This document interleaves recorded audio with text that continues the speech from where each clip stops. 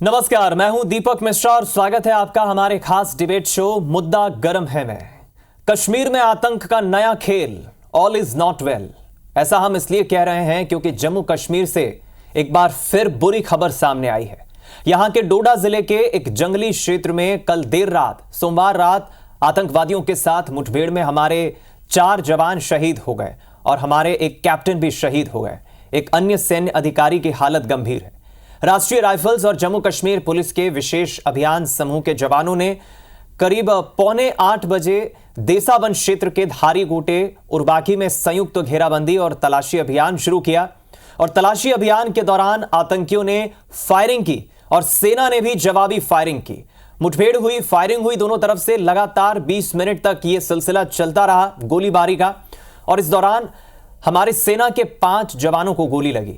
उन्हें अस्पताल लाया गया जहां देर रात उन्हें मृत घोषित कर दिया गया और एक कैप्टन सहित कुल 5 हमारी सेना के जवान इसमें शहीद हो गए।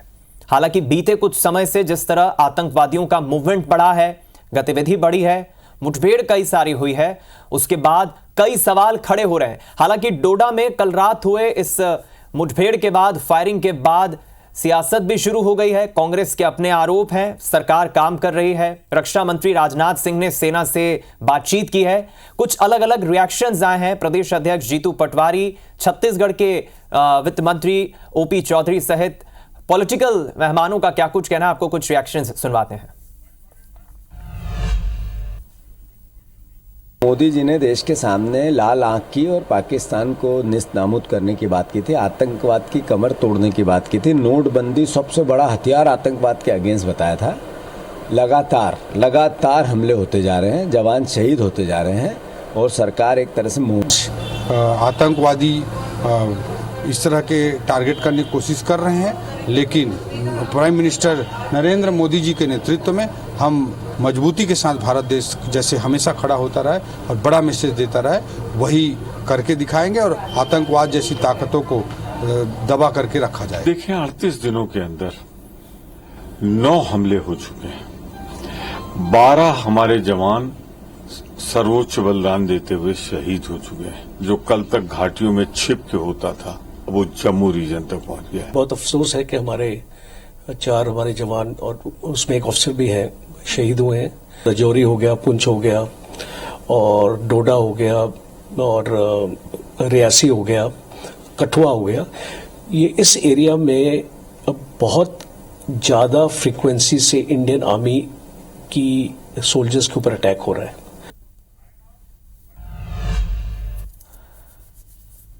चलिए, तो फिलहाल इसी पर हम चर्चा करेंगे क्योंकि बीते 1 महीनों में लगभग 5 ऐसे मुठभेड़, फायरिंग हुई है, आतंकियों का मूवमेंट बढ़ा है। इसके पीछे कारणों को हम टटोलने की कोशिश करेंगे और सरकार क्या काम कर रही है इस पर भी हम मंथन करेंगे। हमारे साथ पैनल में जो मेहमान जुड़ रहे हैं, जल्दी से आपका परिचय उनसे करा देते हैं। हमारे साथ मुद्दा गरम है में जुड़ रहे हैं जितेंद्र मिश्रा जी, जो कांग्रेस के नेता हैं, प्रवक्ता हैं। बहुत स्वागत है आपका जितेंद्र जी। उमंग कोहली जी हमारे साथ जुड़ रहे हैं, जो रिटायर्ड लेफ्टिनेंट कर्नल हैं और बीजेपी के भी मेहमान हमारे साथ जुड़ेंगे, उनका भी परिचय हम आपसे कराएंगे। हमारे साथ बीजेपी से प्रदेश मीडिया प्रभारी अमित चिमनानी जी भी जुड़ चुके हैं। तीनों पैनलिस्ट का बहुत स्वागत है। सबसे पहले उमंग जी, मैं आपसे समझना चाहूंगा, बहुत बुरा लगता है, दुख होता है जब जब हमारे सेना के जवानों के शहीद होने की, उनके शहादत की खबरें मिलती है। कल रात भी ऐसा ही कुछ हुआ जब इनपुट्स मिले कि आतंकियों का मूवमेंट है। डोडा के घने जंगलों में पुलिस की टीम, सेना के अधिकारी निकलते हैं, फायरिंग होती है 20 मिनट तक दोनों तरफ से और हमारे 5 जवान शहीद हो जाते हैं। मैं आपसे समझना चाहूंगा, बीते 1 महीने में कोई 1-2 नहीं, 5 बार ऐसी फायरिंग, 5 बार आतंकियों का बड़ा मूवमेंट हुआ है। कुछ वक्त तक तो आतंकी शांत थे, लेकिन ये एकाएक इस महीने में 5 बड़े मूवमेंट आतंकियों के क्या दर्शाता है? इसके पीछे कारण क्या मानते हैं आप उमंग जी? जी, मैं आपको बताना चाहूंगा कि मैं डोडा के अंदर, इसी इलाके के अंदर, लाल दरमन इलाके के अंदर 2004 से 2007 तक जो है पोस्टेड रहा हूं। कोई 17 के करीब एनकाउंटर उस एरिया के अंदर हमने जो है वो किए थे और उसमें कुछ हमारे जवानों की वीर गति तब भी हुई। एक बिल्कुल सिमिलर उसी एरिया के अंदर जो है हमने एक जवान को खोया और उस एनकाउंटर में मैं खुद शामिल था। मैं आपको बताना चाहता हूं कि डोडा की टेरेन एक बहुत ही अलग तरह की टेरेन है और मुझे कृपा करके कुछ समय दीजिएगा।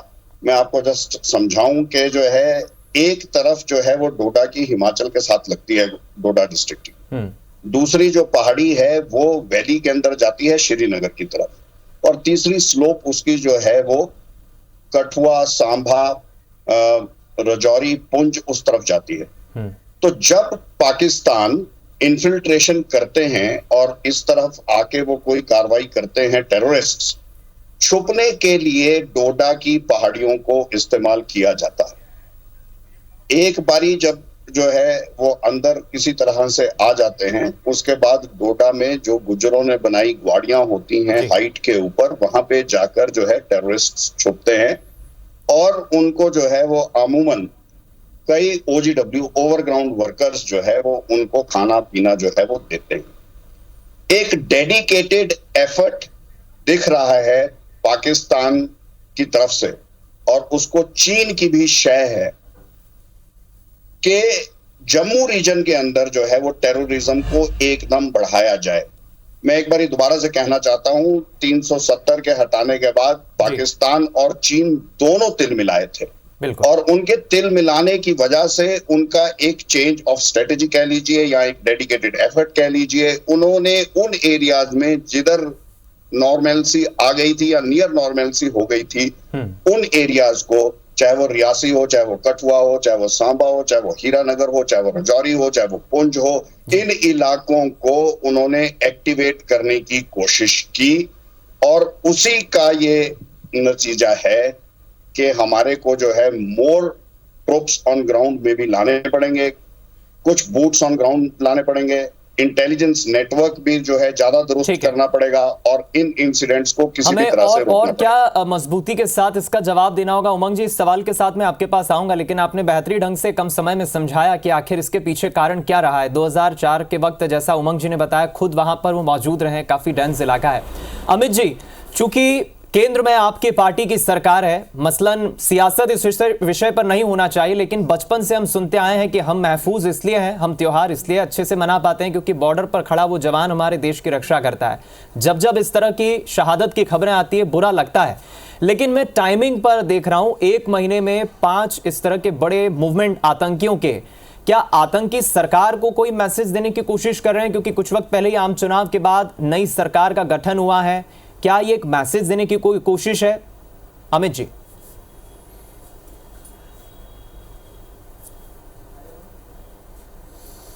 जो जवान शहीद हुए हैं, मैं पहले उन्हें भारतीय जनता पार्टी की तरफ से श्रद्धा सुमन अर्पित करता हूं, उनके परिवारों के प्रति संवेदना व्यक्त करता हूं। ईश्वर उन्हें अपने चरणों में स्थान देंगे। देखिए, जब माननीय प्रधानमंत्री जी नरेंद्र मोदी जी शपथ ले रहे थे, उनकी शपथ के टाइमिंग को चुना गया था फिर से भारत में आतंकवाद को शुरू करने के लिए, और जम्मू में एक हमला हुआ, वहाँ पे यात्रियों के ऊपर अटैक किया गया, जो अमूमन होता नहीं है। तो ये एक मैसेज था कि जिस प्रकार से मोदी सरकार ने आतंकवादियों के खिलाफ कार्रवाई की थी और सफलता भी प्राप्त की थी, तो आतंकवादियों को ये बात बिल्कुल भी पसंद नहीं आई कि फिर से वही सरकार बनी है जो आतंकवाद के खिलाफ है, जो जवाब देना जानती है। तो अब ये आर पार की लड़ाई बन गई है, और सारे आंकड़े भी इस बात की पुष्टि करते हैं कि किस प्रकार से आतंकवादी घटनाओं में कमी आई।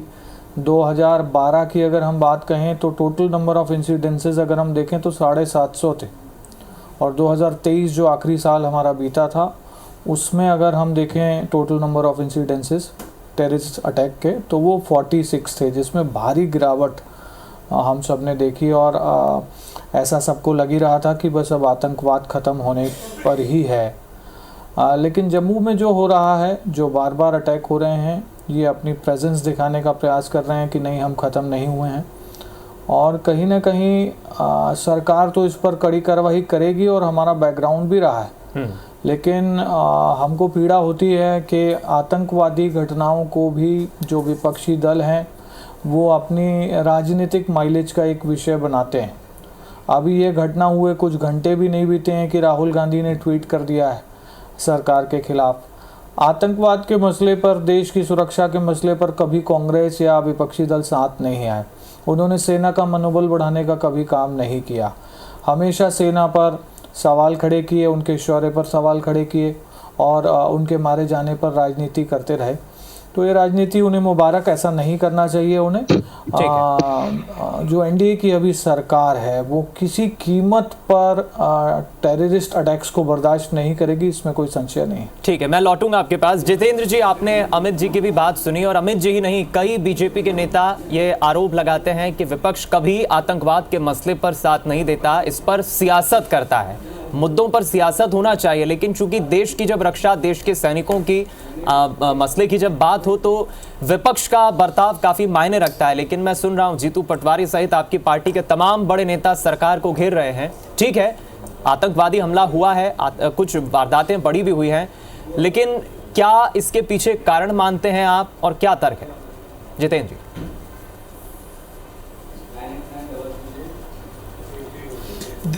देखिए, आतंकवादी हमला हुआ है, उसको लेकर के अगर हम सवाल भी ना पूछें तो इसका क्या मतलब निकलता है? पुलवामा हमला हुआ था और प्रधानमंत्री जिम कार्बेट पे फोटो खिंचा रहे थे, इसको लेकर के सवाल नहीं पूछा जाना चाहिए था क्या? हर आतंकवादी हमले के बाद में आप संवेदनाएं व्यक्त करते थे। अभी भारतीय जनता पार्टी के प्रवक्ता, संवेदना व्यक्त करने से खाली काम नहीं चलेगा, कठोर एक्शन लेना होगा। और यह कोई अनायास घटना नहीं है। इंटेलिजेंस की रिपोर्ट थी कि जम्मू में आतंकवादी सक्रिय हो चुके, कश्मीर से लेकर के जम्मू में शिफ्ट हो चुके, लगातार हमले करने के प्रयास में, और एक नहीं 9 हमले कर दिए। इसके बाद भी आप कहते हैं विपक्ष राजनीति कर रहा है। विपक्ष को सवाल पूछने का अधिकार है कि नहीं है? ये सवाल उठता है, लेकिन आप इस बात को सुनने के लिए तैयार नहीं। आज कठुआ, राजौरी, पुंछ, डोडा, किस जिले में आतंकवादी सक्रिय नहीं है? सरकार बैठी क्या कर रही है? सरकार ने कहा था ये नोटबंदी आतंकवाद की कमर तोड़ देगा। नोटबंदी के बाद आतंकवाद ज़्यादा बढ़ा है। आपने देखा आतंकवादियों के पास से जब हमें 4,000 रुपये बदलवाने मुश्किल हो रहे थे, तब गड्डियाँ निकल रही थी नए नए नोटों की। तो ये बताता है कि कहीं ना कहीं आपका इंटेलिजेंस फेल है, कहीं ना कहीं आपके अंदर इच्छा शक्ति नहीं कि इनका सफाया कर सके। ये जो आज घटना हुई है, इस घटना को रोका जा सकता था, लेकिन सरकार मानने को तैयार नहीं थी। इंटेलिजेंस की रिपोर्ट को भी नज़रअंदाज किया जा रहा था। बहुत पहले बता दिया था कि जम्मू टारगेट में है, घाटी से निकल के जम्मू शिफ्ट हो गए। लेकिन आप क्या कर रहे थे? अब अगर मैं सेना पे सवाल पूछ दूं तो आप कहेंगे सियासत कर रहे हैं। सेना पर भी सियासत हो रही है। अरे जब पुलवामा हमले को लेकर आज तक जवाब नहीं आया, किसने हमला कराया, कैसे RDX सामने आया, ठीक है, मैं जवाब ले लेता हूं। क्या जवाब देंगे? रक्षा मंत्री का जवाब आता है कि इसका मैं जवाब ले लेता हूं, मैं लौटूंगा आपके पास। जितेंद्र जी कई सवाल खड़े कर रहे हैं, अमित जी क्या कहेंगे?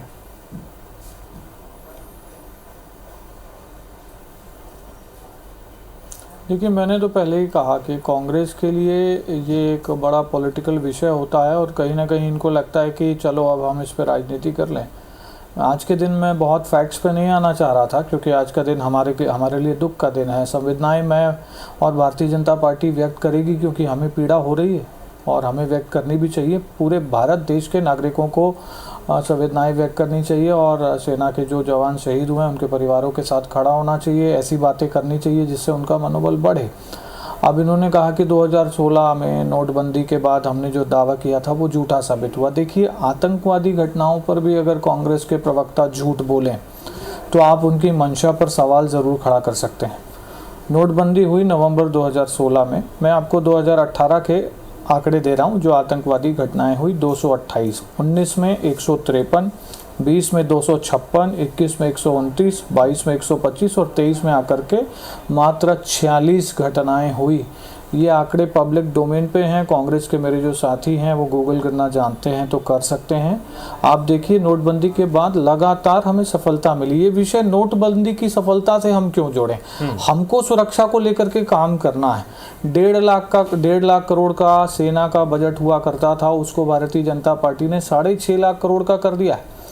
अगर कहीं पे कोई युद्ध की स्थिति बनती थी तो जाने के लिए रास्ते नहीं थे। दुर्गम रास्तों पर भारतीय जनता पार्टी ने इंफ्रास्ट्रक्चर खड़ा किया है।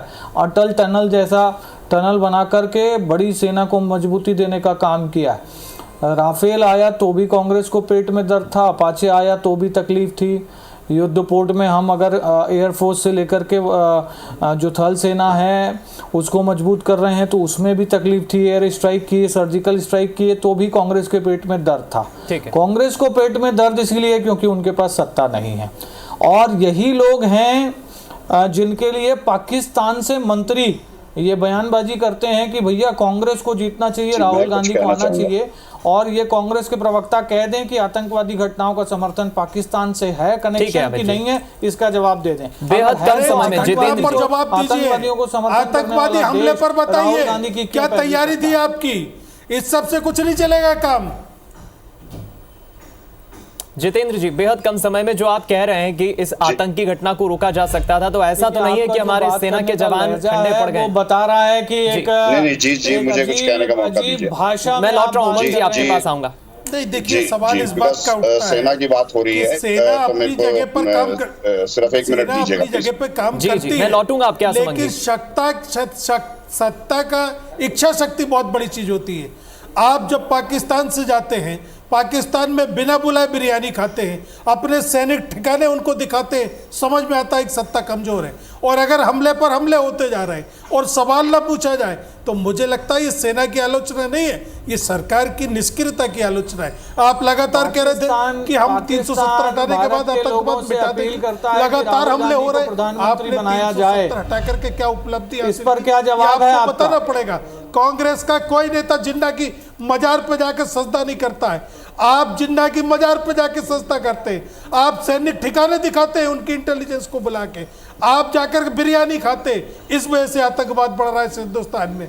अगर ये घटना राजनीति का विषय नहीं है, आप कहां से कहां बातों को लेकर के जा रहे हैं। देखिए जितेंद्र जी, ऐसे अगर 2014 के पहले में हम जाएंगे तो आतंकी हमले तब भी हुआ करते थे। हम आंकड़ों के हेरफेर में ना फंसे। सरकारें आती है, सरकारें जाती हैं, लेकिन सेना के जवान हमारे देश हित में रक्षा करते हैं। बिल्कुल ठीक है, बेहद कम समय में, क्योंकि उमंग जी, राजनीति इस पर होना बिल्कुल गलत बात है। सत्ता में सरकारें आती है, पार्टियों की बनती है, बिगड़ती है, जाती हैं, लेकिन अब इस पर आप क्या स्टैंड रखते हैं कि किस मजबूती से हमारे जवानों को और डेवलप होना होगा, क्योंकि आतंकी भी समय के साथ अपग्रेड हो रहे हैं? उमंग जी, आप कुछ कहना चाह रहे थे? जी, मैं ये कहना चाह रहा था कि बोथ पॉलिटिकल पार्टीज के जो स्पोक्स पर्सन है, ना तो ऐसा है कि सेना ने 2014 से पहले जवाब नहीं दिया है, आज तक सेना ने 2014 से पहले भी जवाब जो है कड़ा ही दिया है और जो है भरपूर दिया है। इतिहास गवाह है कि चाहे वो 71 हो, चाहे इवन 62 हो, 65 हो, या उसके बाद कोई भी हो स्थिति हो, कारगिल हो, सेना ने हमेशा ही जो है वो मुंह तोड़ जो है वो दुश्मन को जवाब दिया है, पाकिस्तान को भी, टेररिस्ट्स को भी।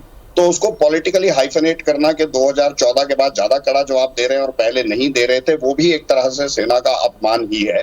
और दूसरी तरफ से ये कहना कि अभी जो है वो सेना के जो है वो हाथ किसी तरह से पकड़ लिए गए हैं या सेना जो है वो जवाब देने में सक्षम नहीं हो पा रही है और एक के बाद एक अटैक हुए जा रहे हैं, वो भी पूरी तरह से सही नहीं है।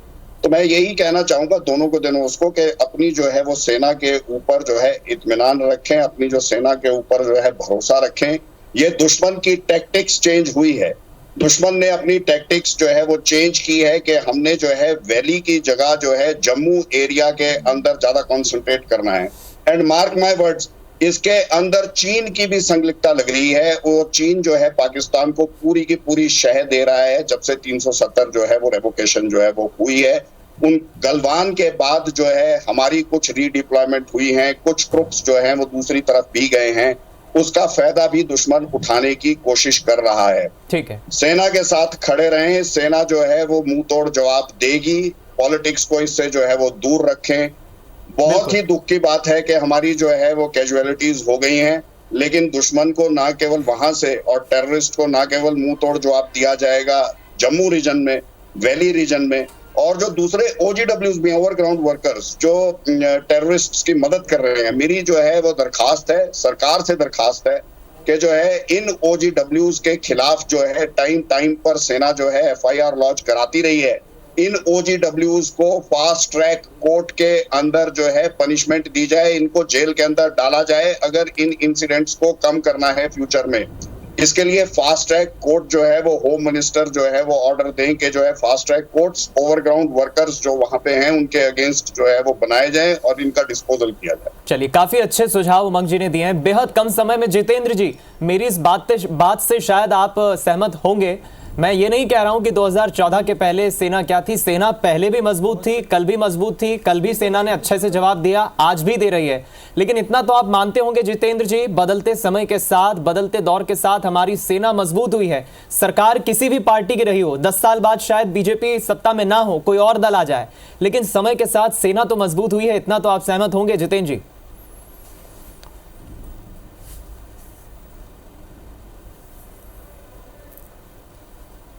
कट गया। जितेंद्र जी सुन पा रहे हैं आप? यस, कट गया। चलिए, मुझे लगता है संपर्क टूट गया है बेहद कम समय में। अमित जी, क्योंकि ठीक है, जिस बात का जिक्र उमंग जी ने किया है इस पर सियासत नहीं होना चाहिए, लेकिन समय के साथ जिस तरह आतंकी अपग्रेड हो रहे हैं और उमंग जी ने भी कुछ बेहतर सुझाव दिए हैं, कितने सहमत है इससे अमित जी?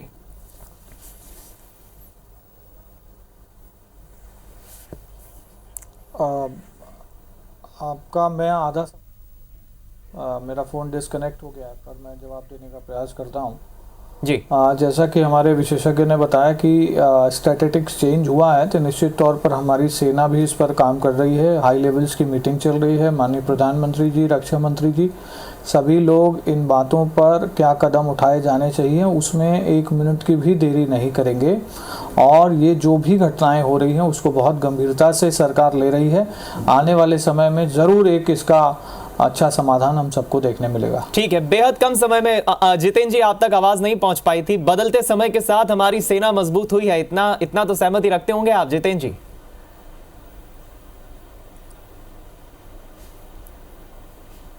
नहीं, देखिए, निश्चित तौर पर सेना का मजबूत होना बहुत जरूरी है।